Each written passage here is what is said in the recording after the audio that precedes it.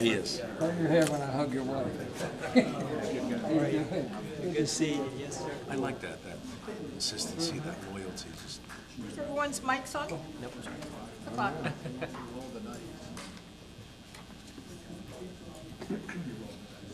right.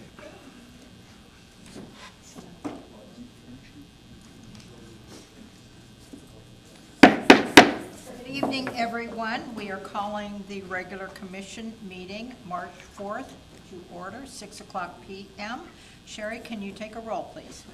Mayor Miller, Here. Vice Mayor Politis, Here. Commissioner Card, Here. Commissioner Colomos, Here. Commissioner Dembinski, Here. Thank you, Sherry. Reverend Bob, if you'd like to come up and lead us in prayer. I'd like to invite those who are able to stand and join me in this invocation. Gracious God, as we gather here tonight, we are thankful for this beautiful day, this spring-like day that you have given us, and the opportunity to enjoy this day in ways that others in snowier and colder places couldn't enjoy it the way we have.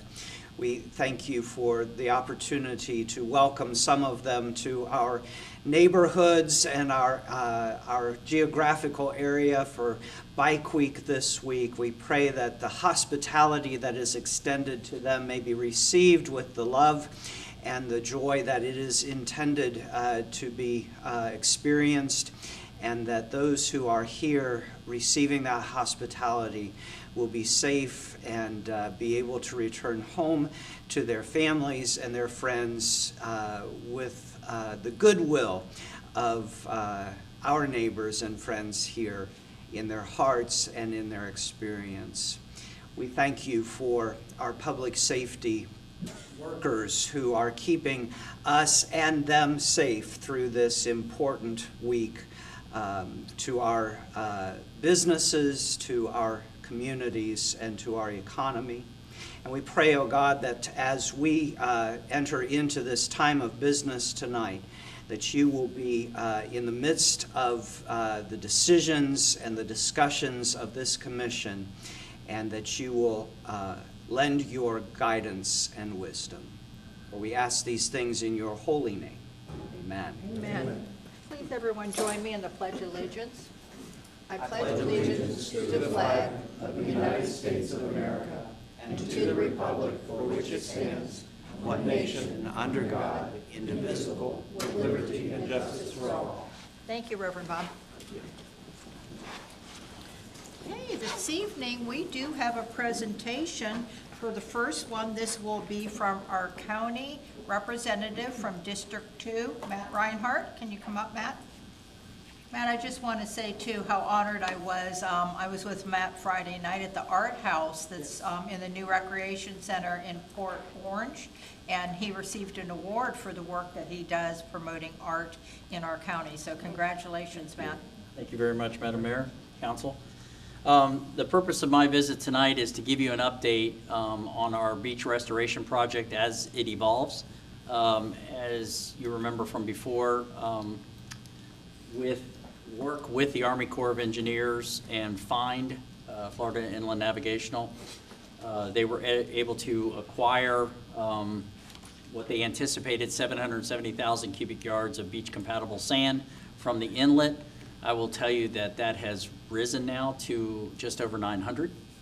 So that's a little bit more sand. Of course, the original target would have been the Sunglow Pier. However, I'll give you a little more good news in just a moment that it will probably far exceed that. Their anticipation after we're done with everything that I'm getting ready to explain will probably go up to Ormond Beach. So what we found out today.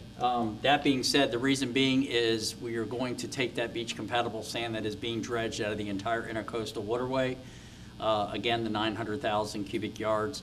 We had enough money left over that we are going to use the same dredging equipment, the same company, and we're going to be able to dredge the shoals of the the dredging project itself is done about every 5-6 years from the Army Corps of Engineers for the purpose of channeling for boat traffic. We're going to get the shoals of the sides of that area, which will produce We're going to say safe to 1.7 million more cubic yards. However, now they're saying it may be closer to 2.2 million cubic yards. So that will definitely far exceed the Sunglow Pier area. So that would accommodate pretty much all the Daytona Beach Shores area. What they will do is we will go as far north as humanly possible with that sand. Anything left over, we will come back to those really vulnerable parts of the beach where we can build up some of that. The contract that we made was with Halifax Paving.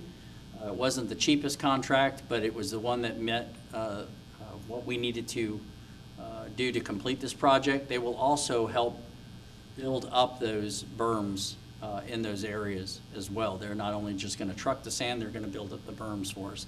The piping is going in very soon. I heard the signs are going up in the Ponce Inlet area now to deviate from the foot traffic that will occur there, we'll try to get away from. That sand will be pumped to that location. It'll be liquefied where it's pumped in offshore from that dredge or that barge, and then it'll be trucked once it sets. It'll be trucked from those trucks going north. That being said, also on our project list, a lot of the walkovers and beach areas, the ramps and whatnot, I know everybody's anticipating some of those to be completed.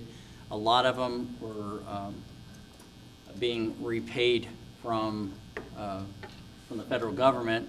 However, you know how that works, that if you had, and I guess the best way I can use to explain this, if you had a walkover that had 10 steps, and you were, according to the federal government, you had to build it with the same 10 steps. Well, you don't have as much sand there. So I guess they anticipate everybody to be able to just jump off the end of the, off the end of the steps. So it is modified. So those modifications that you're doing to those permits require a little bit more time to get back from the feds. So FEMA, there's a lot of holes to jump through. We thought we had it with FDEP, but FEMA is just as much. So we also have a project underway with the Lighthouse Point Park, where we're going to at some point be redoing that entire park, and I was just explaining to someone that it will also have a kayak launch in there for the public to be able to utilize as well. There's a lot of good things going on, but mostly what I wanted to touch base on was with that. And also there is the other project that will be going underway for New Smyrna Beach, where the dredging will be of Rattlesnake Island for the purpose of the restoration project south of us in the New Smyrna Beach area. So that will produce probably about 550,000, 600,000 cubic yards for that area. Great. Does anyone have any questions for our councilman? I have one, Matt. Yes. Somebody was asking me the questions. Remember at one time, and we appeared, Kurt and I appeared before the county council for the dunes. Is the county going to be putting any dunes in? And then the follow-up to that is there any vegetation included in this? Good question. Thank you for bringing that up. The dunes will be, and that is part of that project to build that up, like I was referring to. We're also, my hope is everybody, I had a project that I wanted to get underway. My previous employment at the jail is to start an inmate farm, and part of that farming project was to grow beach-compatible plants for the purpose of using it free of cost. However, that was through a NOAA grant that we did not get. So we are going to, with some of that money that we got from those grants, to be able to buy the beach native plants to help rebuild some of that. That includes planting them. So yes, it will include vegetation. Great, thank you. Any other questions? Good job, thank you. Thank you. Yeah, thank you very much for coming today.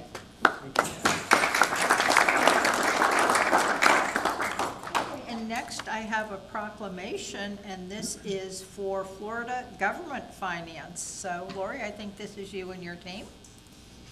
So I just will read this proclamation. Whereas the Florida Government Finance Officers Association is a professional association founded in 1937 that serves more than 3,300 professionals from state, county, and city governments, school districts, colleges, universities, special districts, and private firms. And whereas the Florida Government Finance Officers Association is a professional resource that provides opportunities through education, networking, leadership, and information. And Whereas Government Financial Professionals Week is meant to recognize government finance professionals who provide a vital service to our state, county, and community. Whereas the City of Daytona Beach Shores finance professionals work hard every day to ensure that financial policies are followed and that processes in place are efficient. And whereas the City of Daytona Beach Shores finance professionals have a wide range of job responsibilities, including but not limited to processing invoices for payment, preparing financial statements, ensuring compliance with legal regulations, and reviewing financial reports. And whereas the city's finance professionals serving in the finance department reflect great credit upon the city and contribute greatly to ensuring the financial health of our organization. Now, therefore, be it resolved this 4th day of March 2025 that I extend my sincere appreciation and on behalf of the whole commission to our finance professionals for their hard work and dedication, and we do proclaim the week of March 17th to the 21st, 2025 as Government Finance Professionals Week in the City of Daytona Beach Shores. In witness hereof, I have hereunto set my hand and caused the seal of the city to be affixed. Could you come up and get this? So, thank you so much.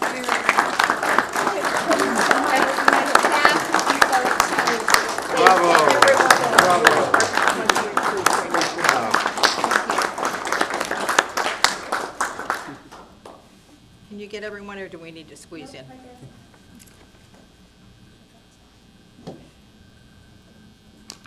Thank you again, Lori. Thank you. know, Good job, Lori. The grants that we talked about previously, I know you're so instrumental in those, so we appreciate everything you do. Next, we're going to go on to the approval of the minutes. If you remember, our city clerk took a long-awaited vacation for the January. So tonight, we're going to be approving 2 minutes, 2 days of minutes. So the first one I'm going to ask you for approval is the minutes from January 7th, 2025. Do I hear a motion to approve? I so move. Thank you. Second? I'll second. Thank you. Any discussion of the minutes from that date?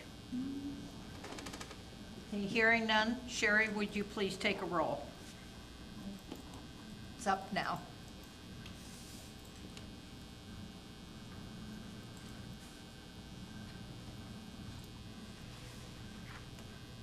And that passed 5-0. Thank you. Okay, next, we're going to do the same for February 4th, meeting notes. Do I hear an approval to approve the minutes from February 4th, 2025? Also move. Second? I'll second. Thank you. Do we have any discussion?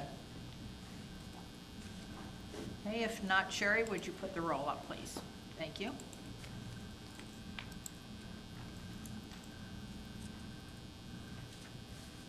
Okay, and that also passed 5-0. Thank you. And next, we have 12 items on the agenda.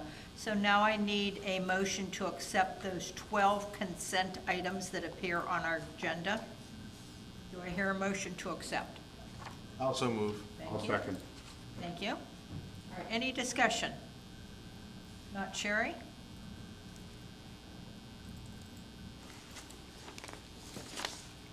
And we have no old business this evening. And for our new business, is it Gwen that's coming up? Thank you, Gwen. Okay, so we have more people that want to move into beautiful Daytona Beach Shores, and Gwen's going to talk to us about those, annexation. Good evening. Good evening, Madam Mayor. Madam Mayor, this is an ordinance, if you'd like, Oh, I'm so sorry, yes, I'm sorry, that would be wonderful, Attorney. Thank you. Thank you. This is ordinance number 2025-02, an ordinance of the City of Daytona Beach Shores, Volusia County, Florida, relating to voluntary annexation of real property located at 123 Esmeralda Avenue, tax parcel identification number 5335-0105-0290, together with associated rights of way in accordance with Section 171.044 Florida statutes, providing for legislative and administrative findings, redefining the boundaries of the city, providing for legal effect and implementing administrative actions, providing for conflicts, providing for severability, providing for non-codification, and setting an effective date. Thank you, Madam Mayor. Thank you. Now, Gwen. Good evening, Madam Mayor, Vice Mayor, City Commissioners. My name is Gwen Herstein. I'm City Planner for the City of Daytona Beach Shores. And this ordinance is a voluntary annexation, which if approved, will annex a third single-family residence on Esmeralda Avenue into Daytona Beach Shores.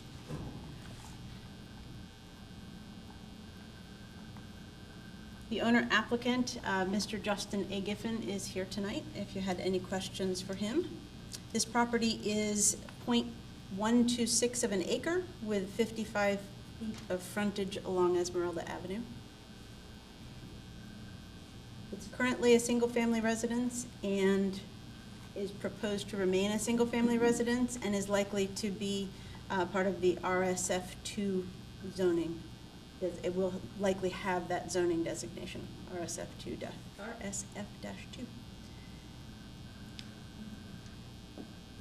It's the fifth property west of the A1A Esmeralda intersection, south of us. And the aerial view you can see here, just north of this aerial view is the Esmeralda A1A intersection, and that's the El Portal Beach approach. To give you some perspective, staff analysis, and this is a street view of the property. The staff analysis and exhibits have been submitted for the record. The requirements of Florida Statute 171.044 having been met, staff recommends approval at this first reading of ordinance 2025-02. Gwen, can you go back? Can you show me which properties are already in the shores, which makes them eligible for this annexation? Absolutely. Everything that you see in green here, obviously 123 Esmeralda has the red star on it. Everything that you see in green is already part of Daytona Beach Shores. One of our most recent annexations is 129 Esmeralda, which is 4 properties to the east, to the northeast of this one. So this property would qualify because right next door is a Shores property, and it looks like also, is that right behind them or right in front of them? Correct. Just north of them is the Daytona Beach Shores property, which was also a fairly recent, within the last 2 years, annexation, the Kiernans. And the property to the east, 125 Esmeralda makes this property fully abutting a property line, so substantially abutting this property. Okay. Do I hear a motion to approve this? Make that motion. Thank you. I'll second. Second. Okay. Any discussion? And Mr. Griffin? Hi, welcome to the Shores. We're very glad to have you. Thank you so much. Any discussion from the audience? Okay, if not, Sherry, you have the roll-up.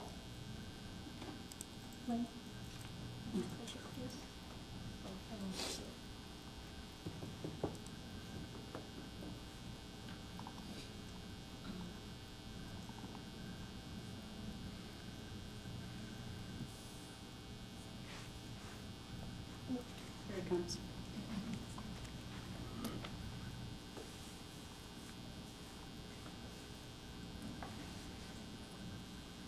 Okay, and this also passed 5-0. Welcome. Thank you. We're glad to have you.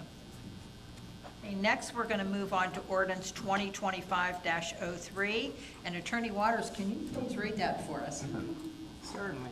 This is ordinance number 2025-03, an ordinance of the City of Daytona Beach Shores, Volusia County, Florida, relating to voluntary annexation of real property located at 3836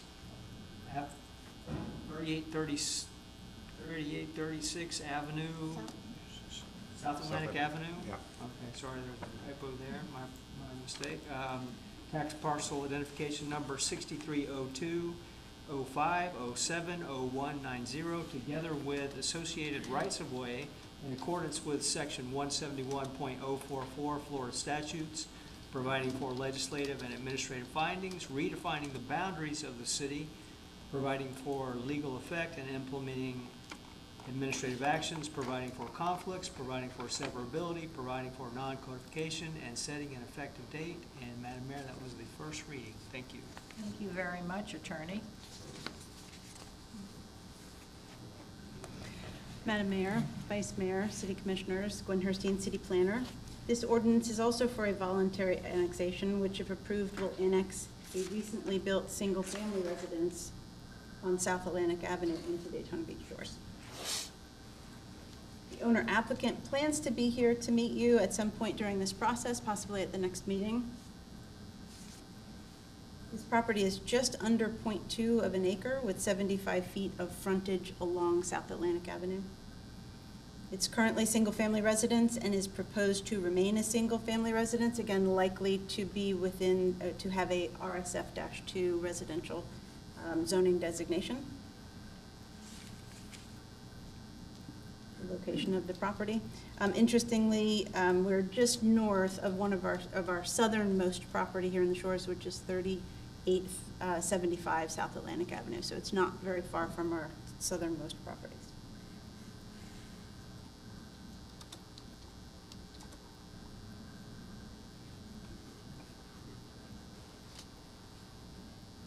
This is a street view of the property. We happened to go on a really cloudy day, and they had just trimmed that tree. It doesn't normally look like that. Staff analysis and exhibits have been submitted for the record, and the requirements of Florida Statute 171.044 having been met, staff recommends approval at this first reading of ordinance 2025-03. Thank you. We do hear a motion to accept 2025-03. So move. Thank you. Second. I'll second. Any discussion? And I'm sorry, you said the owners are not able to be here today? We're not able to be here tonight, but Do you happen to know, Gwen, are they full-time residents right now? their address of record currently is a Port Orange address. So I don't believe that they are full-time residents of the shores. Okay, thank you. Okay, any discussion or any questions on this ordinance? If not, Sherry, can you take a vote, please?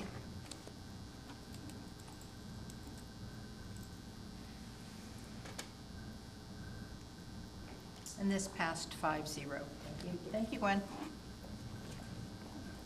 Okay, next, we are going to go on to the next item of new business, and that is Resolution 2025-02.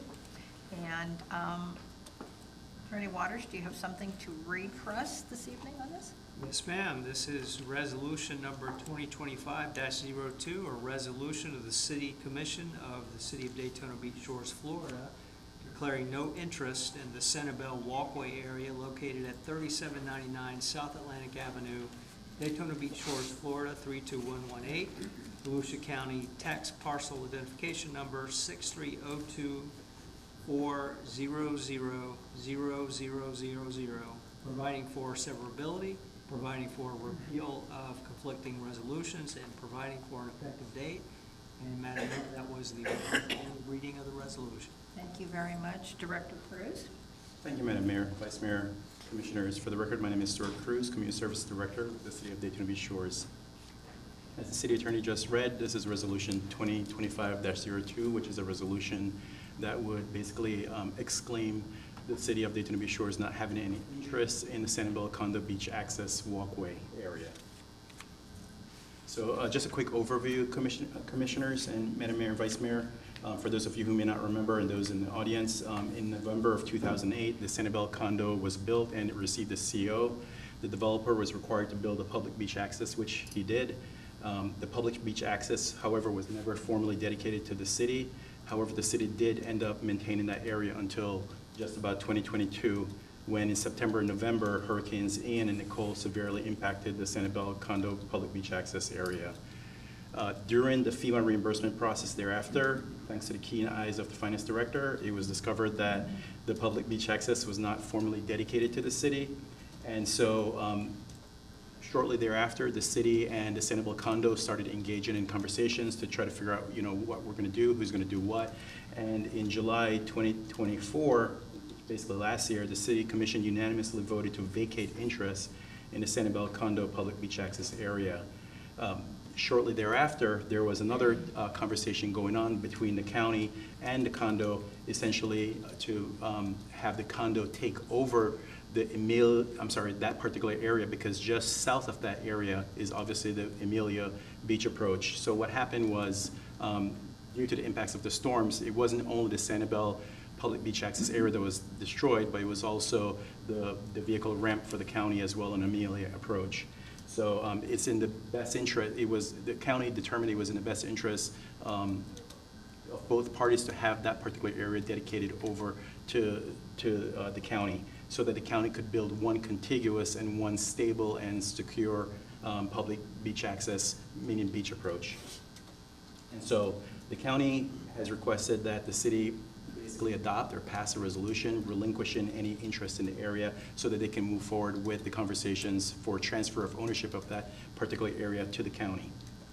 So this is an aerial view of the property in question. You can see the Amelia Beach approach is just to the south of the blue area, which is the Sanibel Walkway area that extends essentially from South Atlantic Avenue to the beach. And this is a street view from South Atlantic Avenue as to what the area looks like. And it's the blue area right here, again, from South Atlantic Avenue down to the beach.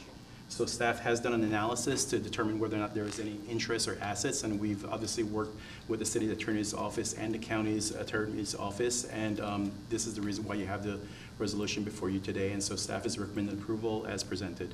Thank you. So if we approve today, and then the next step is that the county will take it over? The county will engage that process to have the transfer of the property to the county ownership, yes. When we were counting on the rolls, remember one time you explained to me some of the walkovers are owned by the condos, some by the city, some by the county. Were we counting this as one that we had in the city until we? Yes. Okay. Yes, indeed. Okay. And this meets with Sanibel's approval? Yes, and actually, the CAM from Sanibel is here today, and I know he's a little bit shy, but he and I have been in communication along with the board from the Sanibel condo, and they're fully ready and able to essentially transfer this property over to the county. However, this is something that the county has specifically requested that we do so that they can move forward. In other words, they want to ensure that there's no encumbrances before they actually take over ownership. Absolutely. Have we been maintaining it up until this point? Up to 2022. All right, okay. So do I hear a motion to accept Resolution 25-02? I'll make that motion. Thank you. Second? I'll second. Any other discussions or any questions for our director? If not, I don't have any speakers on it, so Sherry? Thank you. Thank you.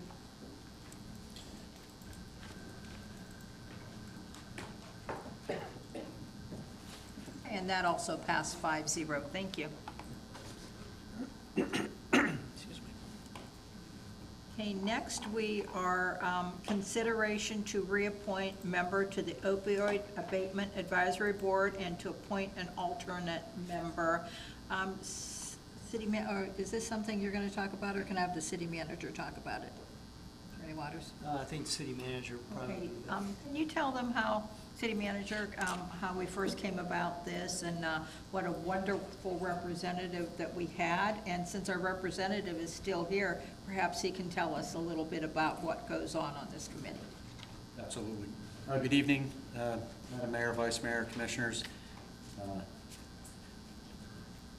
believe about 3 years ago, there was a large class action lawsuit regarding opioids, and as we all know, it's been an epidemic in our country, and as a result of that lawsuit, there's been money made available, and as a result of that, there was a task force created, and when it was created, the city was tasked with appointing a member, and Reverend Bob from the Drive-In Christian Church here in town graciously agreed to serve as that but his term expired back, I believe, on the 23rd of February. And so we need to reappoint if you so choose. But from that, you saw earlier tonight, we received 2 grants, one for the cardiac assistance CPR device, and also a whole slew of AEDs, totaling around $75,000 that we've received so far from that grant. And so Reverend Bob has been a fantastic appointee, and he's willing to serve again if the commission so chooses. Reverend Bob, can you come up and tell us a little bit about it before we take another vote? And thank you, and this was a volunteer. He knew that this was coming up, and he had reached out to me. Is it about 3 years ago? Yeah. it- 3 years ago, and said, I'd love to serve on the committee, and I said, that is wonderful, so. Mayor Miller, Vice Mayor Politis, Commissioners, it's been a real honor to serve the city of Daytona Beach Shores on the Opioid Abatement Advisory Board for the past 3 years, and to ask you to consider reappointing me to that task, along with an alternate, which I think Kurt is prepared to share with you as well, whom I'm very excited to work with. The work of the advisory board is really to hear from community recovery organizations and municipalities in Volusia County, and to receive grant applications and consider them for funding. We work with a staff that is under the direction of Volusia County, and they are tremendous in the work that they do in preparing these organizations and municipalities to have the best results possible in their grant application. I've been very impressed with the work that they do. So far, we have approved roughly $6 million in grant applications. The organizations that have received those funds are doing great work, not only in addressing the opioid crisis in our community, but also helping individuals address their own need for recovery support services to overcome opioid use disorder. It has also helped municipalities like our own and so many others in Volusia County to equip their safety personnel to respond to not only overdoses, but other critical situations where life-saving efforts are needed. And so it's great to see that that our own safety department has been proactive in tapping into these grants and being able to receive grants as well. Obviously,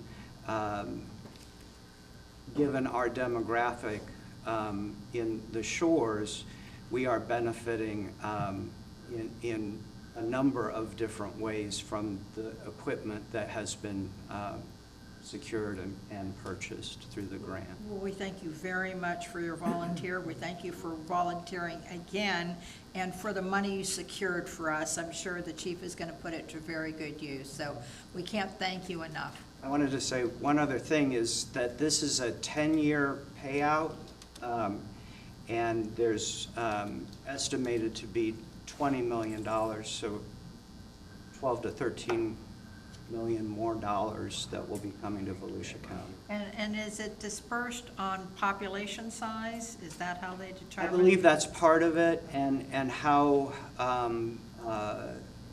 to what extent that population has been affected by the opioid crisis as well.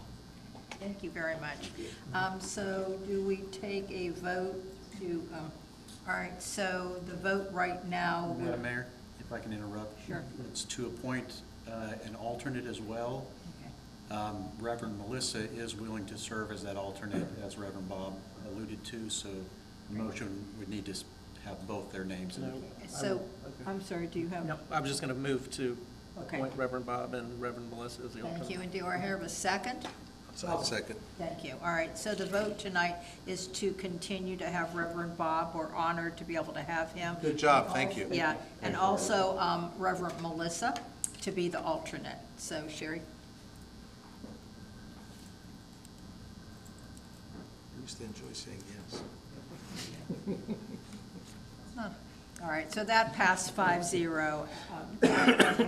Thank you so much for your willingness to volunteer to help our city. Again, I've said over and over again, what a good partner you are to this city, and we greatly appreciate you. Okay, next, this is calendar of events. So is this just dates that I'm going to go over? Or is this something? I can talk to it a little bit. Thank you, Madam Mayor and Commissioners. We wanted to bring this forward because we have a few dates, especially in September and in July related to budget, and wanted to put as much of this information on here as we could about events so that we are all on the same page with these dates, to make sure, like, the July 29th tentative budget workshop date would work with all of you, if not one of our regular commission dates. And then in September, we have to move our meeting, as we do every year, because of the state law regarding the county's meetings and everything. So we are proposing September 8th and September 23rd as tentative dates.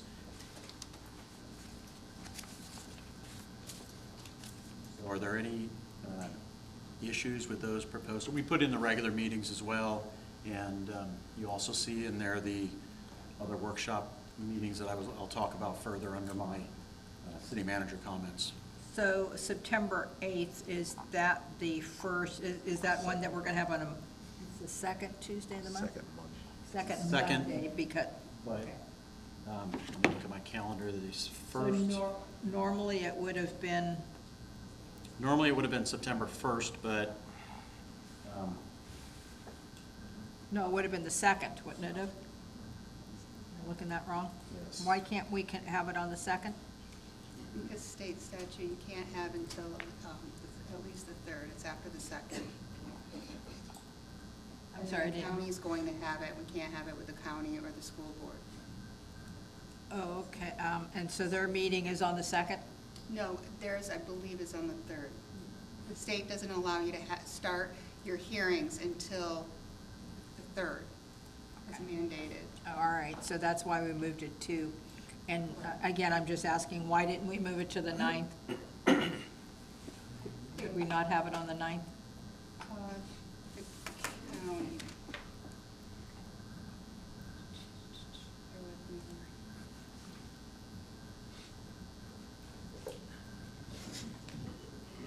And it doesn't matter, I'm just asking, you know, why we moved it.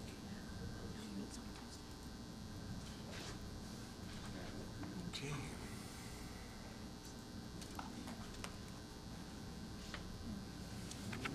I believe the county's having a meeting.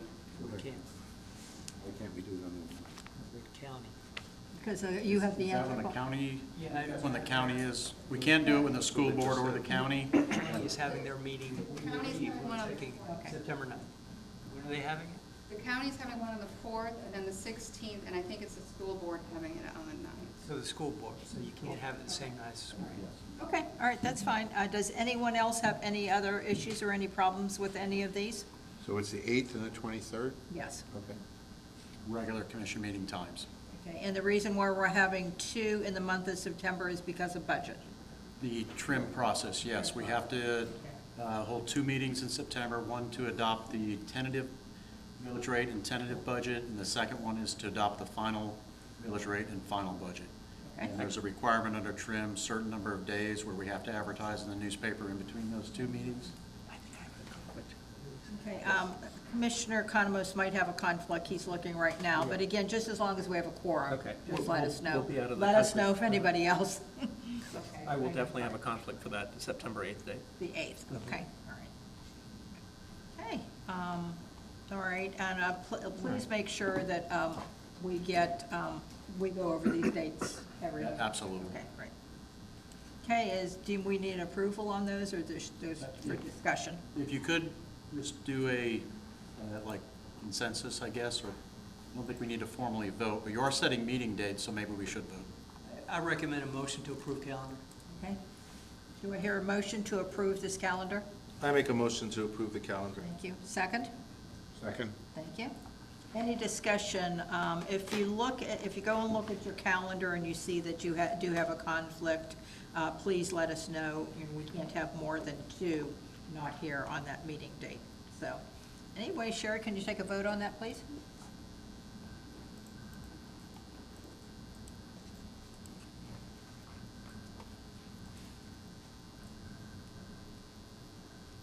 And that's a 5-0. Thank you.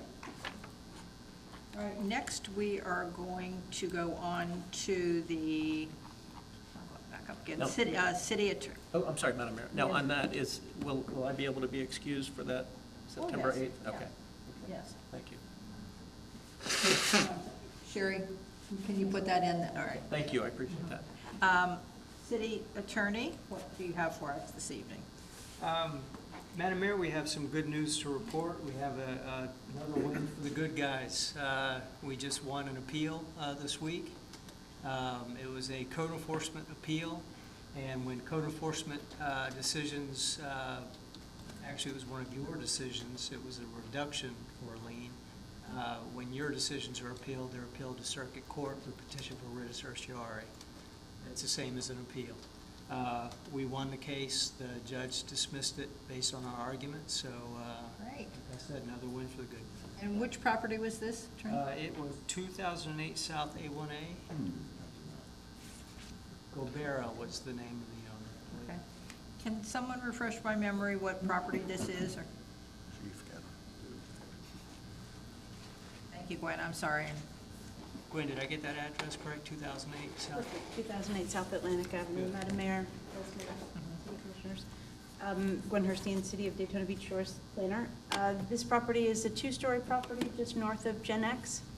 Okay. They had received a reduction before the special magistrate and then came before this body for requesting another reduction, which was granted, I think, from $133,000 down to $50,000. And then that was subsequently paid around the same time that we got word that they were appealing the commission's decision.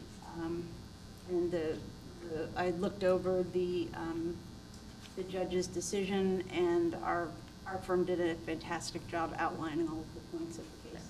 Okay, well, thank you very much for the clarification. Attorney, thank you very much. Love one of those. Congratulations. Thank you. Thank you.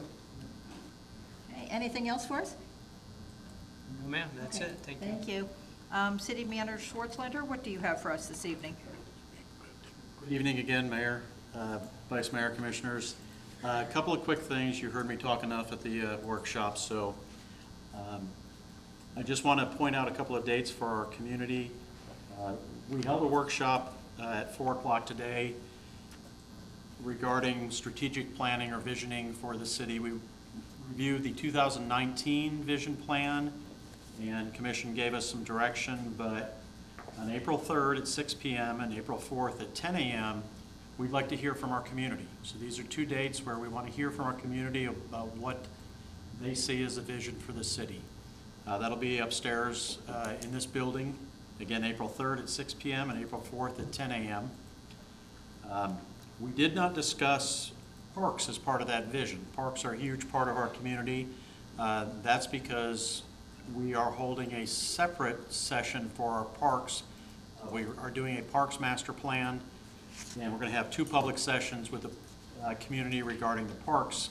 Those will be at April 15th at 6 p.m. and April 16th at 10 a.m., again here at the Community Center.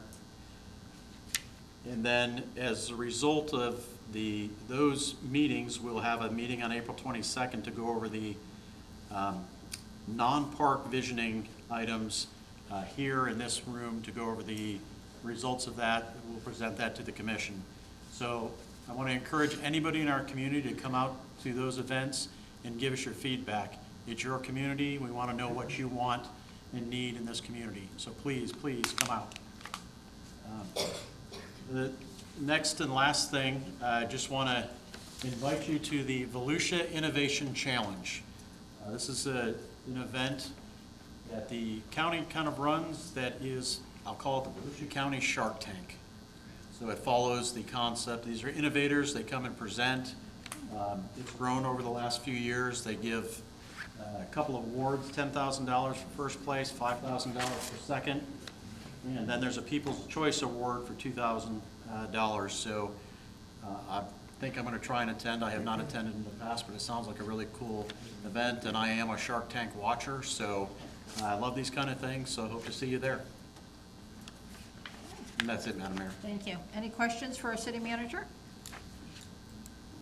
Okay, if not, we are going to move on to the commission comments. I'll start this evening. I have a couple of things. First of all, for the concert that we had last Friday night, it was a little bit chilly, but it was a wonderful night of food trucks. We had a tasting at the beginning, and I think we had 9 or 10 trucks. And Director Maddox, thank you very much. It was a wonderful event. People had a great time, got a lot of great feedback, so thank you and your staff for everything you did for that. And we're going to mention too, can you talk a little bit about Casino Night? Thank you, Madam Mayor. Yes, Casino Night is March 15th, and the proceeds go to SMA Healthcare Foundation, so it's a very important partner that we have in this community that helps a lot of people.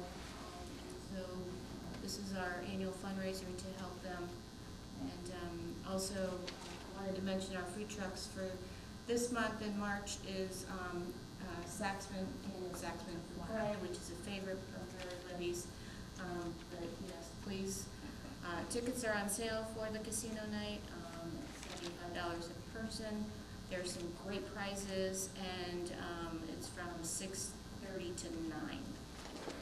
See you there. Thank you. We will have coffee with the mayor tomorrow, again, the first Wednesday of the month. And I just want to take a couple of minutes. You know, we've been doing a lot of talking about small businesses. We talked about the visioning. Commissioner Card has been going out to visit them. There was something that we did, and Director Cruz, if you could come up. So how many years ago was it about 3 years ago?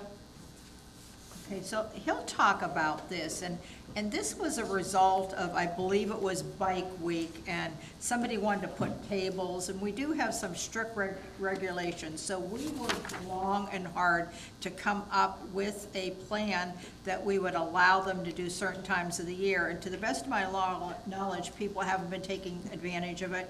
I wanted to make sure everybody on this commission now knows what we approved, and maybe we can talk to the businesses about it. So if you would, please. Sure. Thank you, Madam Mayor, Vice Mayor, Commissioners. So the temporary promotional activity ordinance was actually adopted in 2021. And so what the temporary promotional activity ordinance did was it allowed local businesses, new, existing, whatever have you, to essentially have an additional 21 days of free temporary promotional signage. So essentially you could put up 2 banners of 32 square feet plus one what's called a temporary promotional accessory, which is, it could be anything from a flag to one of those guys who does the dancing, you know, the floating inflatable as they call it, and they could do that for up to 21 days. New businesses actually would, in addition to those 21 days, would actually get 14 days as well. So when you add those 21 days plus 14 days for new businesses, when you look at the additional temporary promotional signage that we have in our ordinances, you basically have almost 6 months. Businesses actually have almost 6 months to put up banners and additional temporary promotional signage. So this was done by the commission in 2021. It still exists. There's actually no fee for a temporary promotional activity application. And so we welcome businesses to come in. There is one catch, but we try to work with the businesses. Typically, you have to submit your application at least 10 days before the event. However, if you're less than 10 days, we try to work with you, especially if you're a new business. So if there's any questions, I'll be happy to take those. What I can tell you is that since that ordinance has been adopted, we've been averaging about 5 or 6 a year. Sometimes, folks come in at the last minute, but like I said, we try to work with the businesses just because we understand how important signage is for them. And Director, was this also that they could put, I remember, I think it was GAD, that they put a table Yes, out? table and tents. A table and Absolutely. tents, so they were able to sell merchandise? Yes, and the whole idea behind the temporary promotional activity permit is to not only put signage, as you just mentioned, is to also to sell whatever product you have within your business. So if you're a gift shop, or if you're Publix, or whatever have you, whatever product you and services you have inside, you can actually sell those on the outside, because you may recall, some of you may recall that in 1998, some of the spring break type activities were kind of shut down by the commission at the time, and essentially no outdoor activities, sales, or services were allowed in the city until 2021, when the commission went ahead and allowed this temporary promotional activity feature in the ordinance. So if a business wanted to sell some of their gift shop, some of their shirts or whatever product they have, as long as they went through this process, they can put a couple tables outside with a tent capped at 500 square feet, or maybe a little bit bigger, depending on the length of your property. You could actually go ahead and do that throughout the course of the year for up to 21 days. And if you're looking to do something even grander, there is a special events permit, which has always been on the books. But to my knowledge, I think only maybe 1 or 2 businesses have actually applied for those since I've been here in the 20 years. Great. I just wanted to make sure, especially Commissioner Card, so you knew when you